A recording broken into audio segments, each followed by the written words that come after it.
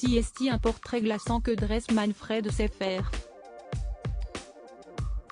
Ce vendredi 18 septembre, le tabloïd britannique The Daily Mail, qui cite le tabloïd The Sun, affirme que ce vagabond allemand de 64 ans a été un ex-complice de Christian Bruckner.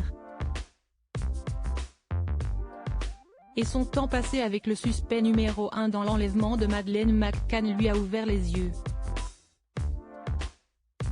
Selon lui, le pédocriminel est diabolique et terrifiant.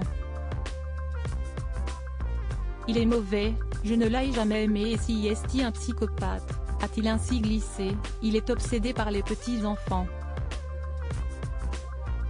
Un autre élément accablant pour le principal concerné, dont l'image s'écorne au fil des révélations de son entourage.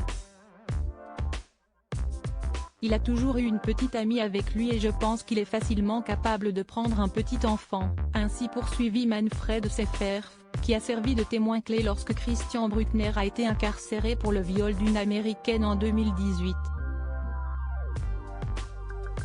Il est désormais convaincu que le criminel est responsable de la disparition et éventuelle mort de la petite Madeleine McCann. Le principal suspect aurait même hérité d'un surnom lourd de sens pour sa capacité à pénétrer par effraction dans les maisons, le grimpeur.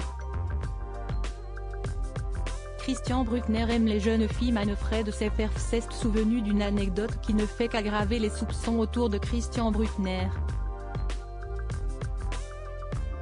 Alors que vivait dans un camping-car à proximité d'une ferme en Algarve, au Portugal, loué par le principal concerné, l'informateur a assisté à une scène désormais troublante.